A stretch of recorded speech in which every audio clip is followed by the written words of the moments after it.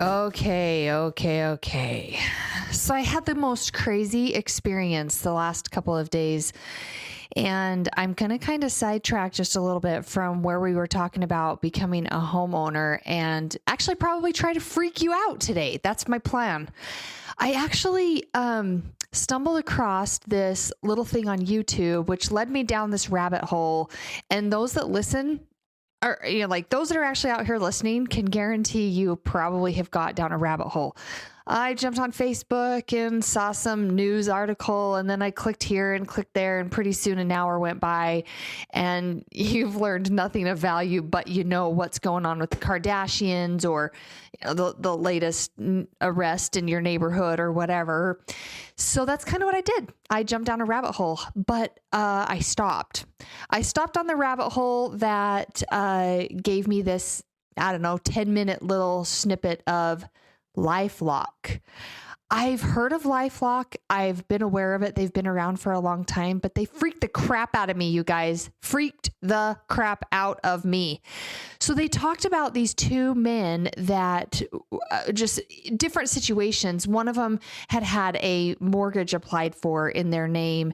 And I just scratched my head at that because I'm thinking, we have so many checks and balances in the mortgage world. How did that get past a loan officer? Seriously, how did that get past a loan officer?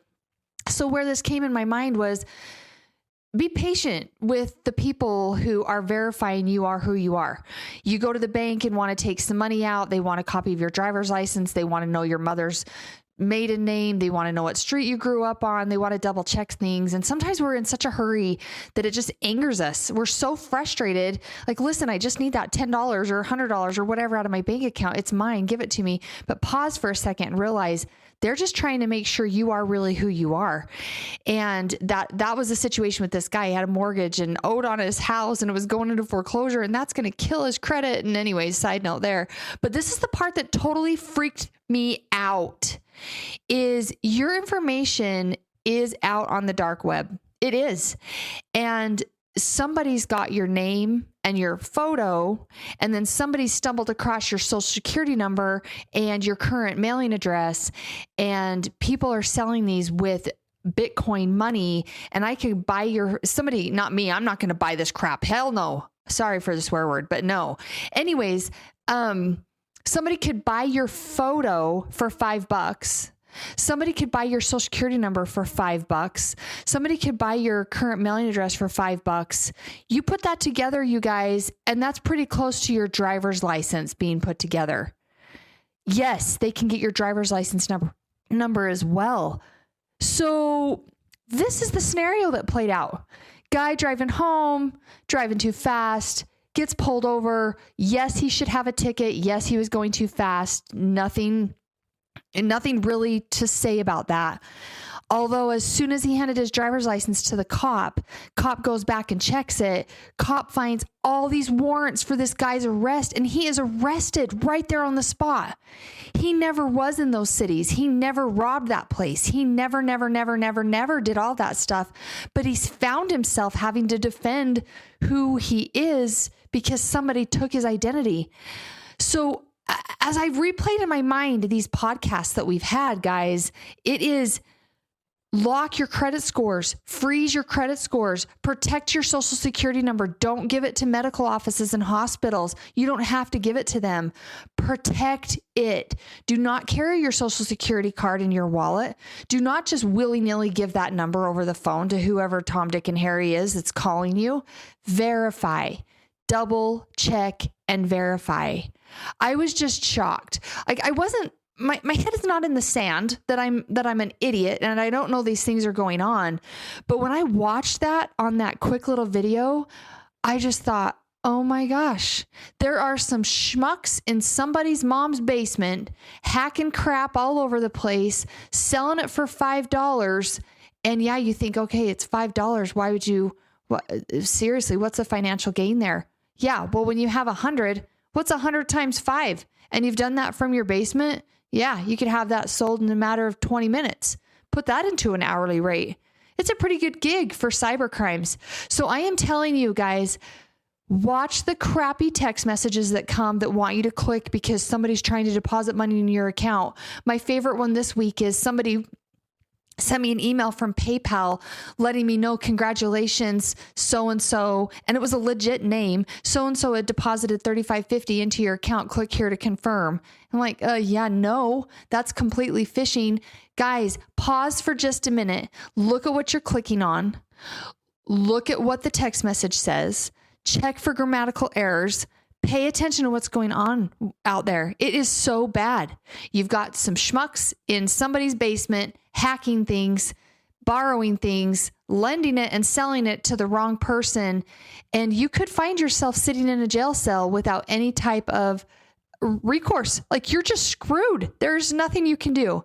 So obviously a sales pitch for LifeLock, and I'm going to do some investigation on this. I really am. And I'll report back and let you know how I feel about it. I'm thinking this has got to be something we unfortunately have to have. You've got car insurance to cover you if somebody blows a stop sign, or if you're not paying attention and you hit somebody. You've got insurance on your house that if it burns down, they're going to protect you. You've got medical insurance for this, just the unknown. So why not add some sort of insurance to protect your identity? I'm just going to preach this and tell you guys, listen, like, I want you to just do this chant around your car. I don't share my social security number. I don't click on crap that gets texted to me that doesn't make any sense. I don't just click on emails because they look cool. Slow down, pay attention to what you're clicking, and really just think before you do things. Nobody is to be trusted. Nobody. I don't care who you are. I took some continuing education classes this year, and super frustrating to go through those sometimes because I just hate dishonest people. Like, you talk about people Deborah hates. There's two people she truly hates in this world. And I guess if I go to hell for it, that, it is what it is. But as a whole, I hate dishonest people. And those of you that know me, I'm honest to a fault. Like, where you stand with me. I put you in your place. I have this talent or sadness. I don't know which one it is. Anyways, but at this point, trust nobody. So at the continuing education class, they were talking about this loan officer that was working from home and had her computer there, and son came and cloned her computer and had thousands of social security numbers of people, because in the mortgage industry, you have a lot of personal information, and you can't trust the people you live with. You can't trust the people you have around you at the coffee shop. You've got to protect yourself. You've got to protect your social security number. Be cautious. The other day, I actually had somebody I was going to add to a loan application, and they texted me the person's name, date of birth, social security number, and current address. Texted it to me. I obviously immediately put it in my system and deleted the text message, and I replied back and said, don't you ever do that again. Never, ever do that. WhatsApp is claiming that they are, encrypted from end to end. Nothing's encrypted from end to end. Just be careful, you guys. Just be careful. Double check that you're in a secure website. Hover over those links and make sure they're real. Text messages that are coming, your bank is not going to send you text messages asking you to verify these things. No. If it's a legit issue, they're going to pick up the phone and call you. They're going to send you a letter. They're going to send you an email. They're just not going to send you some random text. So I'm telling you, I am going to check out LifeLock. I am telling you to protect your social security number. Make sure your credit scores are frozen. If you don't know how to do that, then go back to listen to the podcast with Freeze Your Credit. Protect your identity. It's more than just somebody steals your credit and they go apply for a car loan, and now you owe $50,000 to this brand new car that you didn't even really get to buy or own or ride in. I'm more freaked out about getting pulled over because I'm in a hurry somewhere, and all of a sudden I'm sitting in a jail cell because some schmuck took my identity and I didn't even know it. Protect yourself, you guys. Protect yourself. Be careful what you're putting online. Right now, it's kind of a situation of kids going back to school. This is the time I'm running this podcast.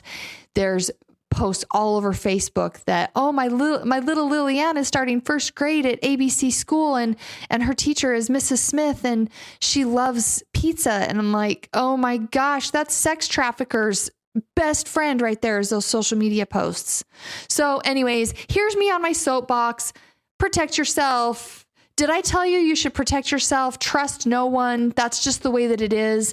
And I'm being serious about this. Trust no one. Protect yourself. Protect those things that you have in your care. You know, your parents out there that have your kids' social security cards, make sure they're locked up in a box. Protect these things. So am I freaking you out? You're out there being an adult, trying not to be afraid. Oh no, I want you afraid. I want you afraid of what's on that dark web. I want you afraid of those phishing emails. I want you afraid of those phishing text messages. And I want you to protect yourself. So table this LifeLock thing. I'm going to do some research on it. Obviously, by all means, if you have any research or knowledge of it, hook me up with that information. Shoot me an email. Adulting and afraid at gmail.com. And, today, maybe let's not be adults and be afraid, but let's be adults and be afraid. You know what I'm talking about. So anyways, with that, protect yourself. Social security numbers are important. Dates of birth are important. Don't be putting crap on the internet that you don't really think that, the schmucks in the basement's going to sell it, guys. That's going to sell it. Oh, anyways, I could go on for an hour about this, but it is what it is. Let's go out and be adults and not be afraid, but be smart.